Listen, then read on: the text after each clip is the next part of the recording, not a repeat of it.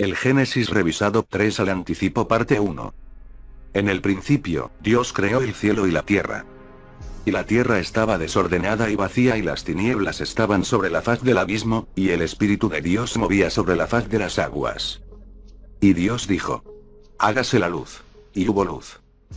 Durante generaciones, este majestuoso esbozo de la manera en que nuestro mundo fue creado ha estado en el centro del judaísmo, así como del cristianismo y la tercera religión monoteísta, el Islam, siendo las dos últimas consecuencia de la primera.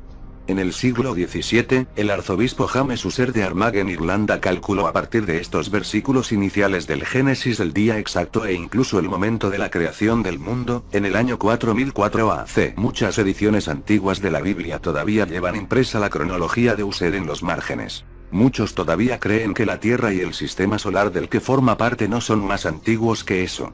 Desafortunadamente, esta creencia, conocida como creacionismo, ha tomado a la ciencia como su adversaria. Y la ciencia, firmemente casados con el teoría de la evolución, se ha enfrentado al desafío y se ha unido a la batalla.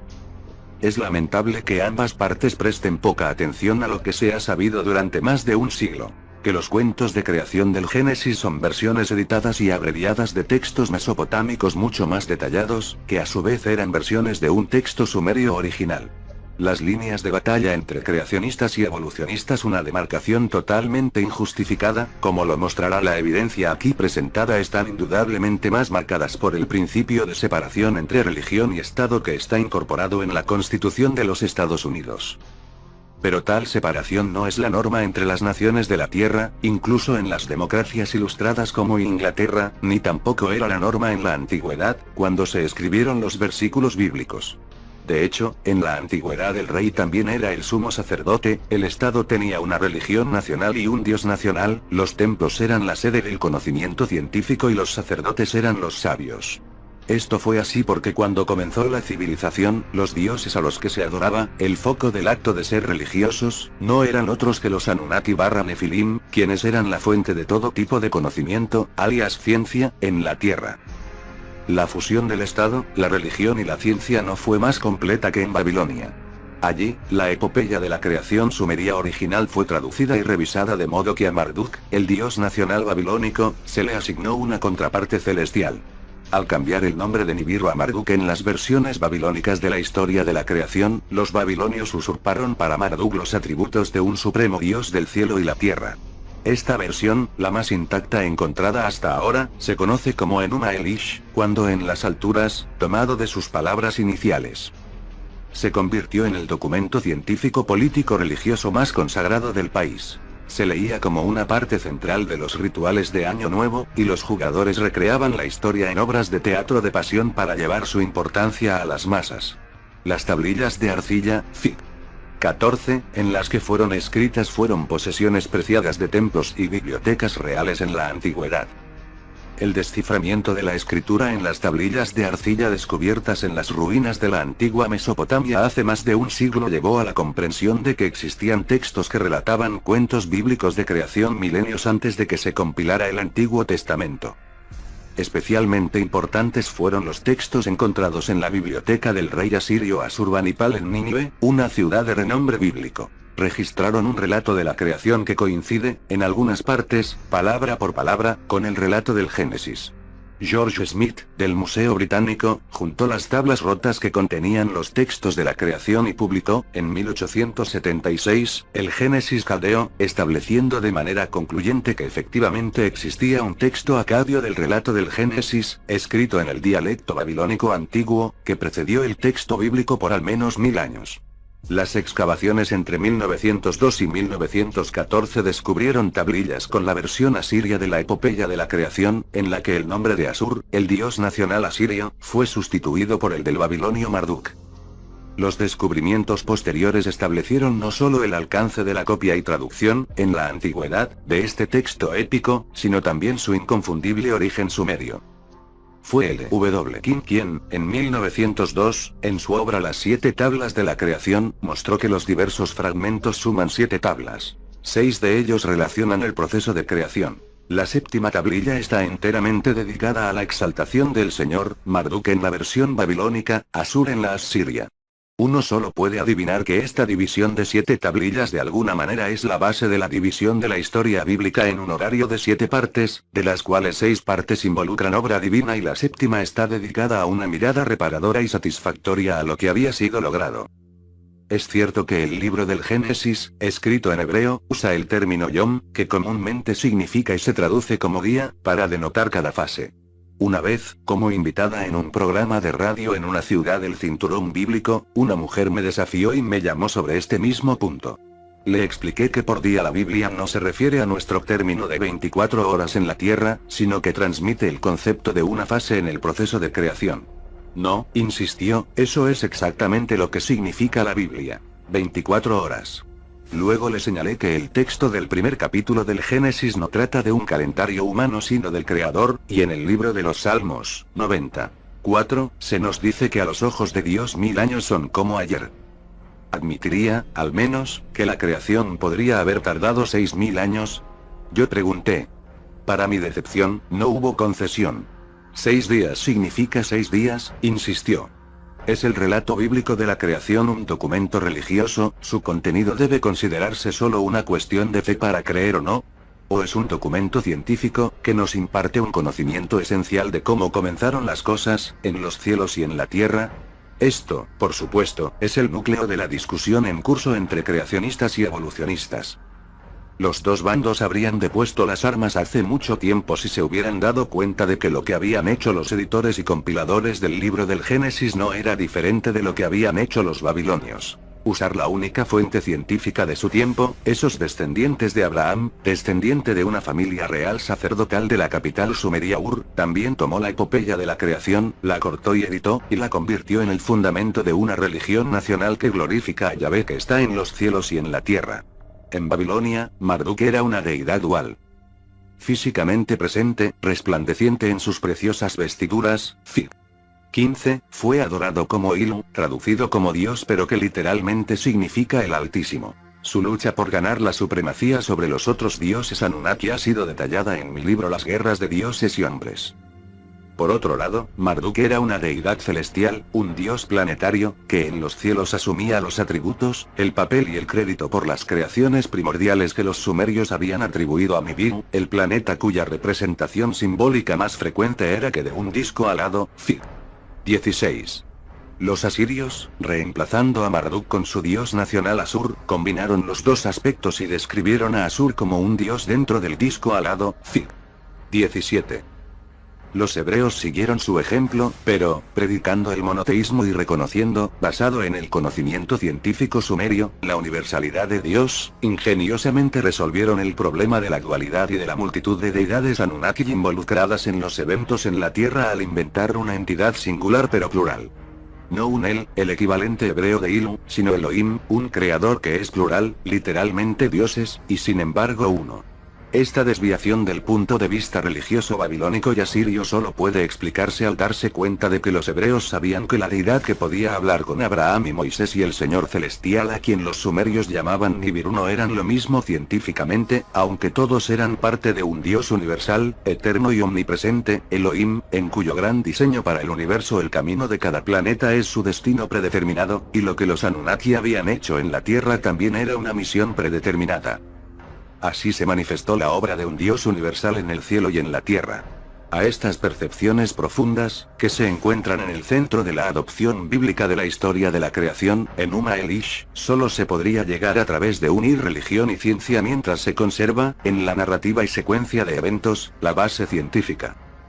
Pero para reconocer esto, que Génesis representa no solo la religión sino también la ciencia, uno debe reconocer el papel de los Anunnaki y aceptar que los textos sumerios no son mitos sino informes fácticos. Los académicos han avanzado mucho a este respecto, pero aún no han llegado a un reconocimiento total de la naturaleza fáctica de los textos. Aunque tanto los científicos como los teólogos ya conocen bien el origen mesopotámico del Génesis, siguen siendo obstinados a la hora de ignorar el valor científico de estos textos antiguos. No puede ser ciencia, sostienen, porque debería ser obvio por la naturaleza de las cosas que ninguna de estas historias puede ser producto de la memoria humana, para citar a M. Sama del Seminario Teológico Judío en Understanding Genesis. Tal afirmación solo puede ser cuestionada explicando, como he hecho repetidamente en mis escritos, que la información de cómo comenzaron las cosas, incluido cómo se creó el hombre mismo, de hecho no provino de la memoria de los asirios, babilonios o sumerios, sino del conocimiento y la ciencia de los Anunnaki/Nefilim. Ellos también, por supuesto, no podían recordar cómo se creó el sistema solar o cómo Nibiru/Marduk invadió el sistema solar, porque ellos mismos aún no fueron creados en su planeta. Pero así como nuestros científicos tienen una buena noción de cómo surgió el sistema solar e incluso cómo surgió todo el universo, la teoría favorita es la del Big Bang, los Anunnaki/Nefilim, capaces de viajar por el espacio hace 450.000 años, seguramente tuvo la capacidad de llegar a escenarios sensibles de creación. Mucho más desde que su planeta, actuando como una nave espacial que navegó más allá de todos los planetas exteriores, les dio la oportunidad de mirar repetidamente de cerca que, sin duda, eran más extensas que nuestras miradas de Voyager.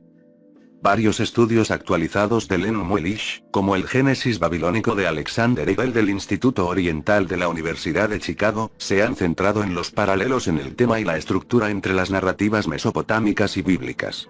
De hecho, ambos comienzan con la afirmación de que el cuento lleva a su lector, o oyente, como en Babilonia, al tiempo primordial cuando la tierra y los cielos aún no existían.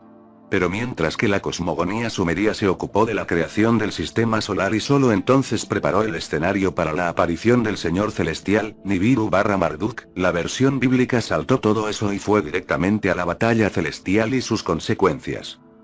Con la inmensidad del espacio como lienzo, así es como la versión mesopotámica comenzó a dibujar la imagen primordial. Cuando en las alturas el cielo no había sido nombrado, y debajo de la tierra no había sido llamado, nada más que Apsu primordial, heredero de Jeter, Mumu y Tiamat, la que los dio a luz a todos. Sus aguas se mezclaron. Aún no se había formado un junco, no había aparecido ningún pantano. Incluso en la versión tradicional de King James, la apertura bíblica es más práctica, no una obra religiosa inspiradora, sino una lección de ciencia primordial, que informa al lector que efectivamente hubo un tiempo en el que el cielo y la tierra aún no existían. Y que tomó un acto del Señor Celestial, su espíritu moviéndose sobre las aguas. Para traer el cielo y la tierra con un rayo de luz. El progreso en los estudios bíblicos y lingüísticas desde la época del rey James ha movido los editores tanto de la católica la Biblia de las Américas y la Biblia de inglés de las iglesias en Gran Bretaña para sustituir la palabra viento, que es lo que el hebreo ruach significa para el Espíritu de Dios, de modo que el último versículo ahora dice un viento impetuoso barrió las aguas. Conservan, sin embargo, el concepto de abismo para la palabra hebrea teón en la Biblia original. Pero a estas alturas incluso los teólogos reconocen que la referencia no es a otra entidad que la sumeria Tiamat. El Génesis revisado capítulo 3 al anticipo parte 2. Con este entendimiento, la referencia en la versión mesopotámica a las aguas mezcladas de Tiamat deja de ser alegórica y exige una evaluación fáctica. Se trata de la cuestión de las abundantes aguas de la tierra y de la afirmación bíblica, correcta, como pronto nos daremos cuenta, de que cuando se formó la tierra estaba completamente cubierta por agua. Si el agua era tan abundante incluso en el momento de la creación de la tierra, solo si Tiamat también fuera un planeta acuático, la mitad que se convirtió en la tierra podría ser acuosa. La naturaleza acuosa de Teón/Tiamat se menciona en varias referencias bíblicas. El profeta Isaías, 51:10, recordó los días primitivos cuando el poder del Señor esculpió al altivo, hizo girar al monstruo acuático, trenó las aguas del poderoso Teón. El salmista ensalzó al Señor de los comienzos, quien con tu poder dispersaste las aguas, el líder de los monstruos acuáticos quebrantaste. ¿Cuál fue el viento del Señor que se movió sobre la faz de las aguas de Teón/Tiamat? No el espíritu divino sino el satélite de Nibiru/Marduk que, en los textos mesopotámicos, fue llamado por ese término. Esos textos describen vívidamente los destellos y rayos que estallaron en Nibiru/Marduk cuando se acercó a Tiamat. Aplicando este conocimiento al texto bíblico, surge su lectura correcta. Cuando, en el principio, el Señor creó el cielo y la tierra, aún no formada, estaba en el vacío, y hubo oscuridad sobre Tiamat. Entonces el viento del Señor barrió sus aguas. Y el Señor ordenó, que se produzca un rayo. Y hubo una luz brillante. La narrativa continua del Génesis no describe la subsiguiente división de Tiamat o la ruptura de su anfitrión de satélites, descritos tan vívidamente en los textos mesopotámicos. Sin embargo, es evidente a partir de los versículos de Isaías y Salmos citados anteriormente, así como de la narración de Job 26. 7-13, que los hebreos estaban familiarizados con las porciones omitidas del relato original. Job recordó cómo el Señor Celestial golpeó a los ayudantes del altivo y exaltó al Señor que, habiendo venido de los confines del espacio, extinguió Tiamat, Teón, y cambió el sistema solar. El dosel martillado él extendió en el lugar de Teón, la tierra suspendida en el vacío. Escribió aguas en su densidad, sin que estallara ninguna nube. Sus poderes las aguas detuvieron, su energía el altivo se partió. Su viento medía el brazalete martillado, su mano, el dragón retorcido, se extinguió. Los textos mesopotámicos continuaron desde aquí para describir cómo Nibiru-Marduk formaron el cinturón de asteroides de la mitad inferior de Tiamat. La otra mitad de ella la instaló como una pantalla para los cielos. Encerrándolos juntos como vigilantes, los colocó. Dobló la cola de Tiamat para formar la gran banda como un brazalete. Génesis retoma la historia primordial aquí y describe la formación del cinturón de asteroides así. Y Elohim dijo: sea un firmamento en medio de las aguas y divida las aguas de las aguas. Y Elohim hizo el firmamento, dividiendo las aguas que están debajo del firmamento de las aguas que están sobre el firmamento. Y Elohim llamó al firmamento cielo.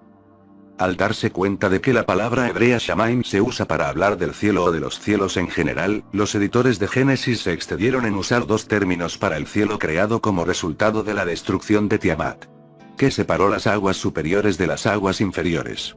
El texto del Génesis enfatiza, fue el Raquía. Generalmente traducido como firmamento, significa literalmente brazalete martillado. Luego Génesis continúa explicando que Elohim entonces llamó al Raquía, el así llamado firmamento, Shamaim, el cielo, un nombre que en su primer uso en la Biblia consiste en las dos palabras Sham y Maim, que significa literalmente donde estaban las aguas. En la historia de la creación de Génesis, el cielo era un lugar celestial específico, donde Tiamat y sus aguas habían estado, donde se martilló el cinturón de asteroides. Eso sucedió, según los textos mesopotámicos, cuando Nibiru-Marduk regresó al lugar de cruce, la segunda fase de la batalla con Tiamat. Día 2, si lo desea, como lo hace la narración bíblica. El cuento antiguo está repleto de detalles, cada uno de los cuales es asombroso por sí mismo. El conocimiento antiguo de ellos es tan increíble que su única explicación plausible es la ofrecida por los propios sumerios, a saber, que aquellos que habían venido a la Tierra desde Nibiru eran la fuente a ese conocimiento. La astronomía moderna ya ha corroborado muchos de estos detalles. Al hacerlo, confirma indirectamente las afirmaciones clave de la antigua cosmogonía y astronomía. La batalla celestial que resultó en la ruptura de Tiamat, la creación de la Tierra y el cinturón de asteroides, y la captura de Nibiru-Marduk en una órbita permanente alrededor de nuestro Sol. Veamos un aspecto del cuento antiguo: la hueste de satélites o vientos que tenían los dioses celestiales. Ahora sabemos que Marte tiene 2 lunas, Júpiter 16 lunas y varias lunas más, Saturno 21 o más, Urano hasta 15, Neptuno 8. Hasta que Galileo descubrió con su telescopio los 4 satélites más grandes y brillantes de Júpiter en 1610, era impensable que un cuerpo celeste pudiera tener más de uno de esos compañeros. Evidencia de la Tierra y su solitaria luna. Pero aquí leemos en los textos sumerios que cuando la gravedad de Nibiru-Marduk interactuó con la de Urano, el invasor engendró 3 satélites, vientos, y Anu-Urano produjo 4 de esas lunas. Cuando Nibiru-Marduk llegó a Tiamat, tenía un total de 7 vientos con los que atacar a Tiamat, y Tiamat tenía una hueste de 11, entre ellos el líder de la hueste, que estaba a punto de convertirse en un planeta en órbita independiente, nuestra eventual luna. Otro elemento del cuento sumerio, de gran importancia para los astrónomos antiguos, fue la afirmación de que los escombros de la mitad inferior de Tiamat estaban extendidos en el espacio donde ella había existido una vez. Los textos mesopotámicos, y la versión bíblica de los mismos en Génesis, son enfáticos y detallados sobre la formación del cinturón de asteroides, insistiendo en que tal brazalete de escombros existe y orbita el Sol entre Marte y Júpiter. Pero nuestros astrónomos no lo supieron hasta el siglo XIX. El Génesis revisado capítulo 3 al anticipo parte 3. La primera constatación de que el espacio entre Marte y Júpiter no era solo un vacío oscuro fue el descubrimiento por Giuseppe Piazzi el 1 de enero de 1801, de un pequeño objeto celeste en el espacio entre los dos planetas, un objeto que se llamó Ceres y que ha la distinción de ser el primer asteroide conocido y nombrado. En 1807 se descubrieron 3 asteroides más, Pallas, Juno y Vesta, ninguno después de eso hasta 1845, y cientos desde entonces, de modo que ya se conocen casi 2000.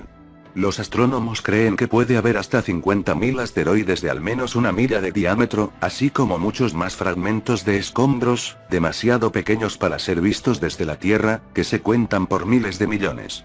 En otras palabras, la astronomía moderna ha necesitado casi 2 siglos para descubrir lo que los sumerios sabían hace 6.000 años. Incluso con este conocimiento, la declaración bíblica de que el brazalete martillado, el Shamaim, alias el cielo, dividió las aguas que están debajo del firmamento de las aguas que están sobre el firmamento permaneció como un rompecabezas. En nombre de Dios, ¿de qué estaba hablando la Biblia?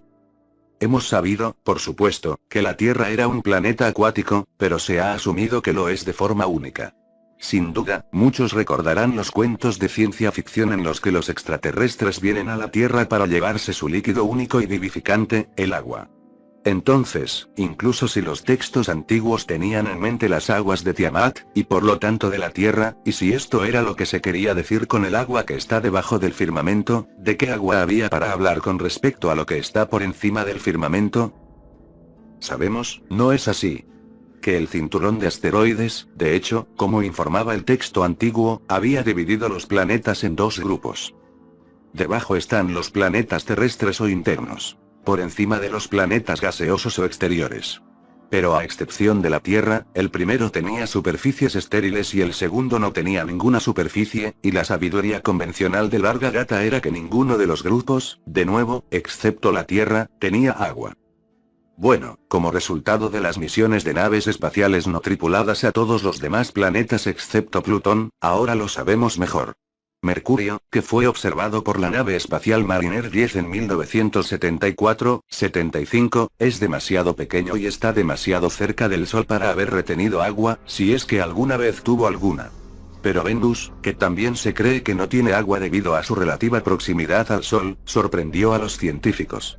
Fue descubierto por naves espaciales no tripuladas, tanto estadounidenses como soviéticas, que la superficie extremadamente caliente del planeta, casi 900 grados Fahrenheit, fue causada no tanto por su proximidad al Sol como por un efecto invernadero. El planeta está envuelto en una atmósfera espesa de dióxido de carbono y nubes que contienen ácido sulfúrico. Como resultado, el calor del Sol queda atrapado y no se disipa en el espacio durante la noche. Esto crea una temperatura en constante aumento que habría vaporizado cualquier agua que Venus pudiera haber tenido. Pero, ¿alguna vez tuvo tanta agua en el pasado? El análisis cuidadoso de los resultados de las sondas no tripuladas llevó a los científicos a responder enfáticamente que sí. Las características topográficas reveladas por el mapeo de radar sugirieron antiguos océanos y mares. Que tales cuerpos de agua podrían haber existido en Venus fue indicado por el hallazgo de que la atmósfera infernal, como la llamaron algunos de los científicos, contenía rastros de vapor de agua. Los datos de 2 naves espaciales no tripuladas que sondearon Venus durante un período prolongado después de diciembre de 1978, Pioneer Venus I y II, convencieron al equipo de científicos que analizaron los hallazgos de que Venus pudo haber estado alguna vez cubierta por agua a una profundidad promedio de 10 metros. Venus, concluyeron, Science, 7 de mayo de 1982, alguna vez tuvo al menos 100 veces más agua en forma líquida que en la actualidad en forma de vapor. Estudios posteriores han sugerido que parte de esa agua antigua se utilizó en la formación de las nubes de ácido sulfúrico, mientras que parte de ella cedió su oxígeno para oxidar la superficie rocosa del planeta. Los océanos perdidos de Venus se pueden rastrear en sus rocas. Esa fue la conclusión de un informe conjunto de científicos estadounidenses y soviéticos publicado en la edición de mayo de 1986 de Science. De hecho, había agua debajo del firmamento, no solo en la Tierra sino también en Venus. El Génesis revisado capítulo 3 al anticipo parte 4, T4. Los últimos descubrimientos científicos han agregado a Marte a la lista de planetas interiores cuyas aguas corroboran la antigua declaración. A finales del siglo XIX la existencia de enigmáticos canales en Marte fue popularizada por las observaciones telescópicas del astrónomo italiano Giovanni Schiaparelli y el estadounidense Percival Lowell. Esto fue generalmente objeto de risa, y prevaleció la convicción de que Marte era seco y estéril. Los primeros estudios no tripulados de Marte, en la década de 1960, parecieron confirmar la noción de que se trataba de un planeta geológicamente sin vida, como la Luna. Esta noción fue completamente desacreditada cuando la nave espacial Mariner 9 se lanzó en 1971, entró en órbita alrededor de Marte y fotografió toda su superficie, no solo el 10% aproximadamente examinado por todas las sondas anteriores. Los resultados, en palabras de los astrónomos que gestionan el proyecto, fueron asombrosos. Mariner 9 reveló que en Marte abundan volcanes, cañones y lechos secos de ríos, lámina C. El agua ha jugado un papel activo en la evolución del planeta, afirmó Harold Masursky del Servicio Geológico de Estados Unidos, quien encabezó el equipo que analiza las fotografías. La evidencia más convincente se encontró en las muchas fotografías que muestran canales profundos y sinuosos que alguna vez pudieron haber sido arroyos de flujo rápido. No nos vemos obligados a llegar a otra conclusión que la de que estamos viendo los efectos del agua en Marte. Los hallazgos del Mariner 9 fueron confirmados y aumentados por los resultados de las misiones Viking 1 y Viking 2 lanzadas 5 años después. Examinaron Marte tanto desde orbitadores como desde módulos de aterrizaje que descendieron a la superficie del planeta. Mostraron características tales como evidencia de varias inundaciones por grandes cantidades de agua en un área designada Drise Planitis. Canales que una vez sostuvieron y fueron formados por agua corriente proveniente de la zona de Valles Marineris. Derretimientos cíclicos del permafrost en las regiones ecuatoriales. Rocas erosionadas y erosionadas por la fuerza del agua. Y evidencia de antiguos lagos, estanques y otras cuencas de agua. Se encontró vapor de agua en la fina atmósfera marciana. Charles A. Bart, el científico principal a cargo de las mediciones ultravioleta del Mariner 9, estimó que la evaporación equivalía a 100.000 galones de agua al día. Norman Horowitz de Caltech razonó que en los últimos eones se han introducido grandes cantidades de agua de alguna forma en la superficie y en la atmósfera de Marte, porque eso era necesario para tener tanto dióxido de carbono, 90%, en el planeta marciano. Atmósfera.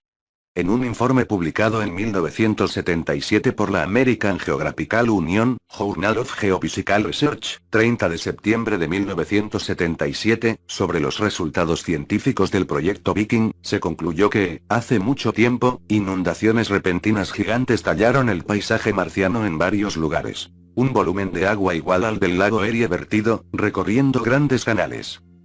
El módulo de aterrizaje Viking 2 informó que había escarcha en el suelo donde se detuvo. Se encontró que la escarcha consistía en una combinación de agua, hielo de agua y dióxido de carbono congelado, hielo seco. El debate sobre si los casquetes polares de Marte contienen hielo de agua o hielo seco se resolvió en enero de 1979 cuando los científicos del JPL informaron en el segundo coloquio internacional en Marte, celebrado en el Instituto de Tecnología de California, Caltech, en Pasadena, que el norte del polo consiste en hielo de agua, aunque no así el polo sur. El informe final de la NASA después de las misiones Viking, Mars, The Viking Discoveries, concluyó que Marte alguna vez tuvo suficiente agua para formar una capa de varios metros de profundidad sobre toda la superficie del planeta. Esto fue posible, se cree ahora, porque Marte, como la Tierra, se tambalea ligeramente cuando gira sobre su eje. Esta acción da lugar a cambios climáticos importantes cada 50.000 años. Cuando el planeta estaba más cálido, pudo haber tenido lagos tan grandes como los grandes lagos de la Tierra en América del Norte y hasta 3 millas de profundidad. Esta es una conclusión casi ineludible, declararon Michael H. K. y Jack Cawley, del Servicio Geológico de Estados Unidos en 1985. En dos conferencias sobre Marte celebradas en Washington, D.C., en julio de 1986 bajo los auspicios de la NASA.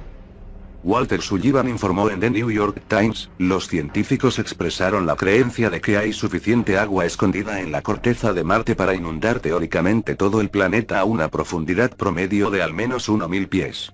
Los científicos de la Universidad Estatal de Arizona que trabajan para la NASA informaron a los científicos soviéticos a cargo de los proyectos de aterrizaje en Marte de su país que algunos cañones marcianos profundos todavía pueden tener agua corriente en sus profundidades, o al menos justo debajo de los lechos de los ríos secos. El planeta ha surgido, en la última década, como un planeta donde el agua alguna vez fue abundante, no solo por ahí de forma pasiva, sino que fluye y brota y da forma a las características del planeta. Marte se ha unido a Venus y la Tierra para corroborar el concepto de los textos sumerios del agua debajo del firmamento, en los planetas interiores. La antigua afirmación de que el cinturón de asteroides separaba las aguas que estaban debajo del firmamento de las que estaban arriba implica que había agua en los cuerpos celestes que se encuentran más lejos. Ya hemos revisado los últimos descubrimientos de la Voyager 2 que confirman la descripción sumeria de Urano y Neptuno como aguados. ¿Qué pasa con los otros dos cuerpos celestes que orbitan entre esos dos planetas exteriores y el cinturón de asteroides, Saturno y Júpiter? El Génesis revisado capítulo 3 al anticipo parte 5, T5. El propio Saturno, un gigante gaseoso cuyo volumen es más de 800 veces mayor que el de la Tierra, aún no ha sido penetrado hasta su superficie, suponiendo que tenga, en algún lugar por debajo de su vasta atmósfera de hidrógeno y helio, un núcleo sólido o líquido. Pero ahora se sabe que sus diversas lunas, así como sus impresionantes anillos, Fig. 18, están hechos, si no totalmente, en gran parte, de agua helada y tal vez incluso de agua líquida. Originalmente, las observaciones terrestres de Saturno mostraban solo 7 anillos. Ahora sabemos por sondas espaciales que hay muchos más, con anillos más delgados y miles de rizos que llenan los espacios entre los 7 anillos principales. Todos juntos crean el efecto de un disco que, como un disco fonográfico, está ranurado con anillos y tirabuzones. La nave espacial no tripulada Pioneer 11 estableció en 1979 que los anillos y rizos consisten en material helado, que en ese momento se creía que eran pequeños trozos de hielo de unas pocas pulgadas de diámetro o tan pequeños como copos de nieve. Sin embargo, los datos de la Voyager 1 y la Voyager 2 en 1980 y 1981 revelaron que lo que originalmente se describió como un carrusel de partículas heladas brillantes consistía en trozos de hielo que iban desde el tamaño de una roca hasta el de casas grandes. Estamos viendo un mar de hielo brillante, dijeron los científicos del JPL. El hielo, en algún momento primordial, había sido agua líquida. Las varias lunas más grandes de Saturno en las que las 3 naves espaciales, especialmente la Voyager 2, echaron un vistazo, parecían tener mucha más agua, y no solo en forma de hielo. Pioneer 11 informó en 1979 que el grupo de lunas interiores de Saturno, Jano, Mimas, Encelado, Tetis, Dione y Rea, parecían ser cuerpos helados, que consisten principalmente en hielo. La Voyager 1 confirmó en 1980 que estos satélites internos, así como las lunas recién descubiertas, eran esferas de hielo. En Encelado, que fue examinado más de cerca, los indicios eran que sus llanuras lisas eran el resultado del relleno de viejos cráteres con agua líquida que había rezumado hasta la superficie y luego se había congelado. La Voyager 1 también reveló que las lunas exteriores de Saturno estaban cubiertas de hielo. Se encontró que el lápetus lunar, que desconcertó a los astrónomos porque mostraba partes oscuras y brillantes, estaba cubierto de hielo de agua en las áreas brillantes. La Voyager 2 confirmó en 1981 que el lápetus era principalmente una bola de hielo con algo de roca en el centro. Los datos, concluyó Von R. Schleman de la Universidad de Stanford, indicaron que el lápetus era 55% de hielo de agua, 35% de roca y 10% de metano congelado. Se descubrió que Titán, la luna más grande de Saturno, más grande que el planeta Mercurio, tiene una atmósfera y una superficie rica en hidrocarburos. Pero debajo de ellos hay un manto de hielo congelado, y unas 60 millas más abajo, a medida que aumenta el calor interno de este cuerpo celeste, hay una gruesa capa de agua fangosa. Más abajo, se cree ahora, probablemente exista una capa de agua caliente burbujeante a más de 160 kilómetros de profundidad. Con todo, los datos de la Voyager sugirieron que Titán es un 15% de roca y un 85% de agua y hielo. ¿Es Saturno en sí mismo una versión más grande de Titán, su luna más grande? Las misiones futuras podrían proporcionar la respuesta. Por el momento, está claro que dondequiera que pudieran llegar los instrumentos modernos lunas y anillos había agua por todas partes. Saturno no dejó de confirmar las antiguas afirmaciones. Júpiter fue investigado por Pioneer 10 y Pioneer 11 y por los dos Voyager. Los resultados no fueron diferentes a los de Saturno.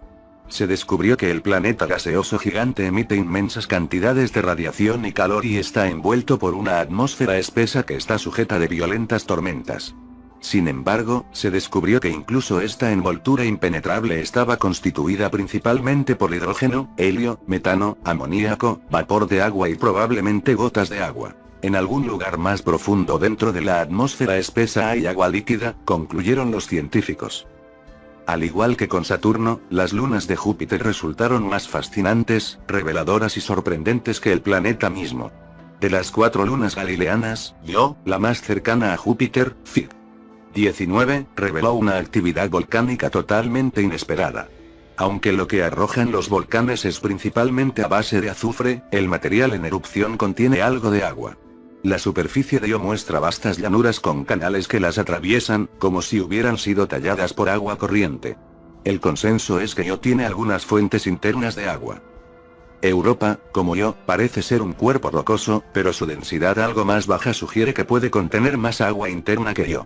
Su superficie muestra un entramado de líneas en forma de venas que sugirieron a los equipos de la NASA fisuras poco profundas en un mar de hielo helado.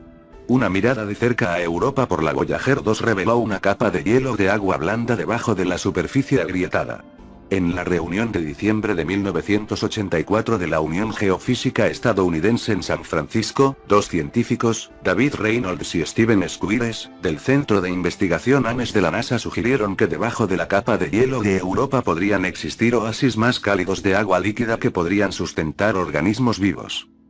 Después de un nuevo examen de las fotografías de la Voyager 2, los científicos de la NASA concluyeron tentativamente que la nave espacial fue testigo de erupciones volcánicas de agua y amoníaco desde el interior de la Luna. La creencia ahora es que Europa tiene un hielo que cubre varios kilómetros de espesor superpuesto a un océano de agua líquida de hasta 30 millas de profundidad, evitado que se congele por la desintegración radiactiva y la fricción de las fuerzas de las mareas. Ganímedes, la mayor de las lunas de Júpiter, parece estar cubierta de agua helada mezclada con roca, lo que sugiere que ha sufrido terremotos lunares que han agrietado su corteza de hielo congelado. Se cree que está hecho casi en su totalidad de hielo de agua, con un océano interior de agua líquida cerca de su núcleo. La cuarta luna de Galilea, Calisto, aproximadamente del tamaño del planeta Mercurio, también tiene una corteza rica en hielo. Debajo hay papilla y agua líquida rodeando un pequeño núcleo rocoso. Se estima que Callisto es más del 50% de agua. Un anillo descubierto alrededor de Júpiter también está compuesto principalmente, no completamente, por partículas de hielo. La ciencia moderna ha confirmado al máximo la antigua afirmación. De hecho, ha habido aguas sobre el firmamento. Júpiter es el planeta más grande del sistema solar, tan grande como 1300 tierras.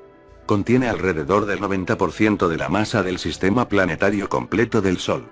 Como se dijo anteriormente, los sumerios lo llamaron Ki.Shar, la más importante de las tierras firmes, de los cuerpos planetarios. Saturno, aunque más pequeño que Júpiter, ocupa una porción mucho mayor de los cielos debido a sus anillos, cuyo disco tiene un diámetro de 670.000 millas. Los sumerios lo llamaron An.Shar, el más destacado de los cielos. Evidentemente sabían de lo que estaban hablando. Ver el Sol. Cuando podemos ver el Sol a simple vista, como al amanecer o al atardecer, es un disco perfecto. Incluso cuando se ve con telescopios, tiene la forma de un globo perfecto. Sin embargo, los sumerios lo describieron como un disco con rayos triangulares que se extienden desde su superficie redonda, como se ve en el sello cilíndrico BA-243, lámina B y Fig. 6a. ¿Por qué? En 1980, los astrónomos del Observatorio de Gran Altitud de la Universidad de Colorado tomaron fotografías del Sol con una cámara especial durante un eclipse observado en India. Las imágenes revelaron que debido a las influencias magnéticas, la corona del Sol le da la apariencia de un disco con rayos triangulares que se extienden desde su superficie, tal como lo habían descrito los sumerios milenios antes. En enero de 1983, traje la representación enigmática del sello del cilindro sumerio a la atención del editor de Scientific American, una revista que informaba sobre el descubrimiento de los astrónomos. En respuesta, el editor, Dennis Flanagan, me escribió el 27 de enero de 1983. Gracias por su carta del 25 de enero. Lo que tiene que decir es muy interesante y es posible que podamos publicarlo. Además de los muchos enigmas planteados por esta representación, uno había escrito en mi carta, ante todo de que es la fuente del conocimiento sumeria, es ahora su aparente familiaridad con la verdadera forma de la corona del Sol. Es la necesidad de reconocer la fuente del conocimiento sumerio que todavía está retrasando la publicación de lo que Scientific American ha considerado más interesante.